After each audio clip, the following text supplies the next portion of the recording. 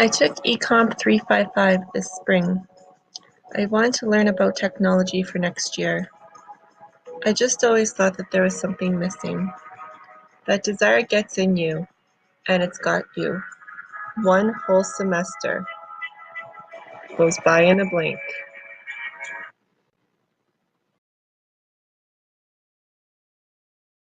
One.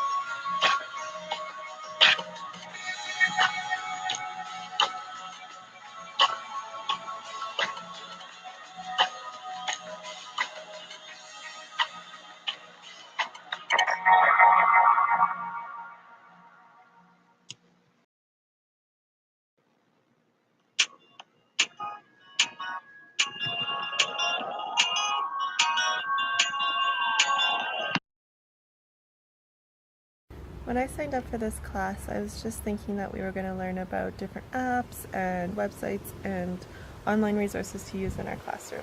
And we did, but it was just so much more than that. I did learn what is a PLN, how to create it, and why it's important. So it helps us connect with people, other educators for support, for professional development. It's kind of not restricted to time or place. It can be accessed anywhere, and that it's really about you get what you give. And I was finding that really true over the semester.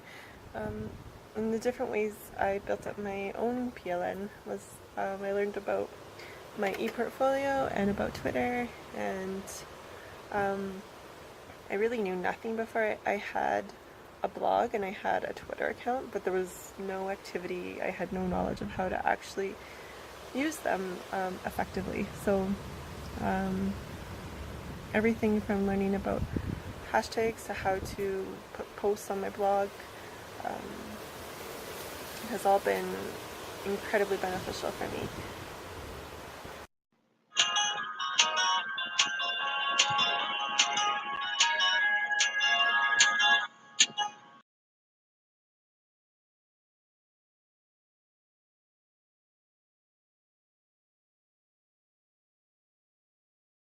Some of the different online tools and resources I learned about were Puppet Pals and Taligami for children to use to tell stories or upload answers. I learned Google Chrome extensions like OneTab, Screencastify, AdBlock, and Bitly. And before this class, I didn't even know what a Chrome extension was, and now I am quite familiar with how to operate quite a few of them and what they are and what they're used for, and definitely have them as extensions on my own computer.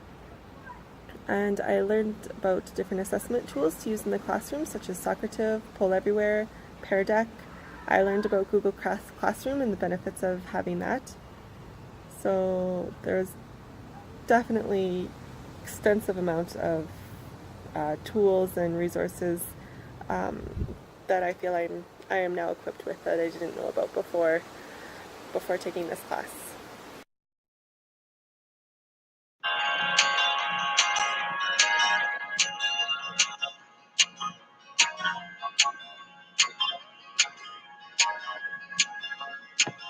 Coding is the language of computers.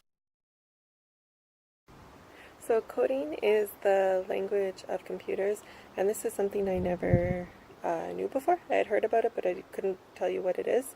And not only that, but I now understand the benefits of it.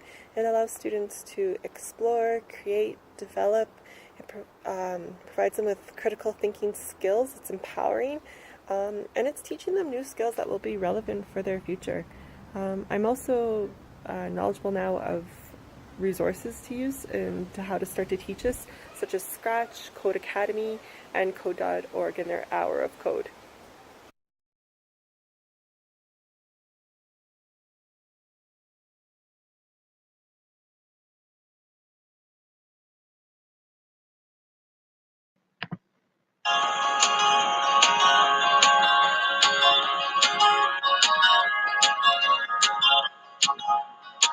About digital citizenship and identity, and what that means as an educator.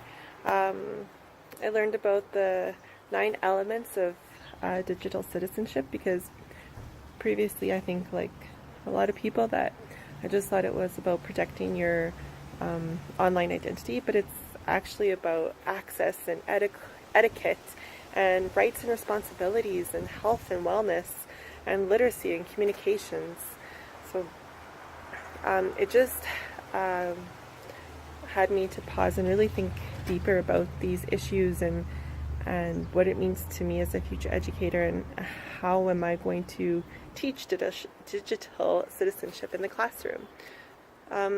Also talked a lot about digital identity and just kind of creating your presence online, and contributing to the culture of participation, as Alex had lectured about, and just what that means.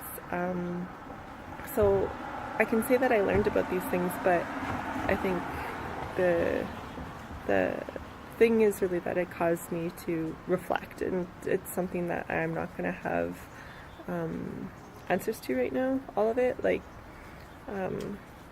I feel now I know what this stuff is, but now I need to think about it and see how it goes once I am teaching, and what all that looks like.